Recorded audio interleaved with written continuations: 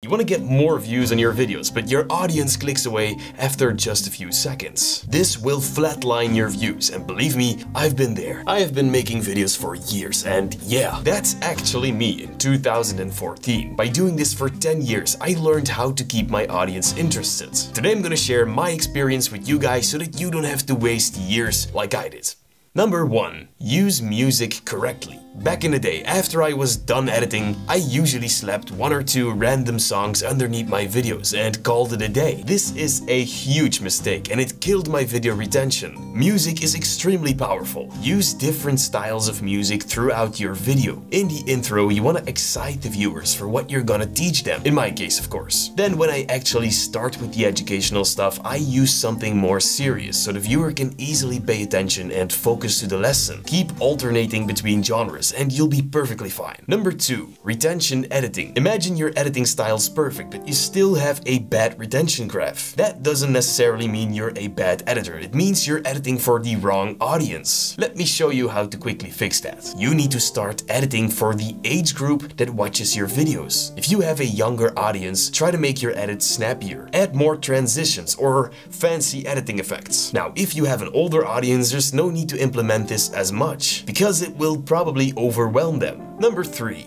Stop over-editing. Let me use transitions again as an example. Knowing when to use them and when not can change your retention a lot. Don't use transitions every time you're changing scenes. That would be very annoying and your audience will feel overwhelmed. Then they will click off. I like to limit my transitions to title animations only. This way you guys always know when I'm changing tricks, just like I'm doing right now. Number 4. Getting rid of boring, time-consuming tasks. Editing videos is really fun, but 80% of it is boring. Cutting away bad takes, pauses, fixing jump cuts. This is really exhausting and honestly, it makes you want to quit. But I know exactly what to do. Gling AI is a tool that can do these things for you, and you can check it out for free. It will cut away pauses, bad takes, and there's no need to wait for exporting. You can just save it as an XML and drag it in your project like this. The video will still be perfectly editable. Let me show you how it works. First, you drag your recording from your camera into Gling. Then, if you want, you can add a script to it, which makes the process super accurate. Then click continue and select what you want Gling to do. Now click on enhance and edit, and that's actually it. If you want, you can now export it and then drag that file straight into the timeline. The clip is still the original video, so you can still edit it exactly the way you want. Back to Gling. If you want, you can make adjustments with the text-based editing tools like deleting a sentence. And guys, this works 100 times better than Premiere's text panel. You can automatically enhance it by adding captions, jump cut zooms, and if you have background noise, this can be removed as well. What I do with all my projects is change the pacing and max it out. This is perfect for YouTube tutorials. I tried a lot of tools like this, including the text panel in Premiere, but they're all so inaccurate. Gling AI is the first tool for me that actually works. I'm running 4 YouTube channels, so you can imagine how much time this saves me. I also want to thank Gling AI so much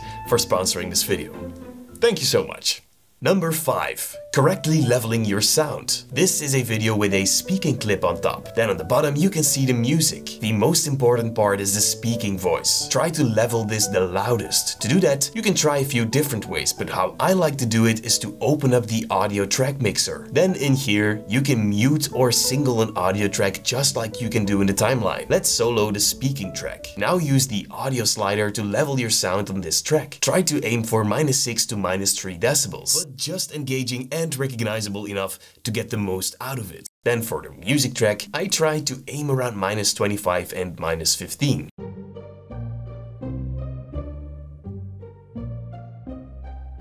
It also depends on the genre, by the way. But by doing it this way, the music will always be audible, but never too loud. That they need to keep it simple, but just engaging and recognizable enough to get the most. Number 6. Writing scripts and editing simultaneously. Obviously, this is impossible, but if you're writing the script, think about what you're gonna show the audience at the same time. This is gonna change the way you write your script. This way, there's a stronger connection to your speaking voice and what you're showing on screen. And on top of that, it saves you so much time. Number 7. Thumbnail organization in Premiere. So when you have tons of videos, it can be hard to find the ones you need, because it doesn't have the correct thumbnail. It only shows you the first frame. Now, to fix that, hover over your video and find the frame that you want it to show. Then right-click it and choose Set Master Frame. This is a great way to organize your files. By the way, you can also use the I and O keys on your keyboard to create a selection right from inside your project window. If you then drag your clip in the timeline, you will only import that selection.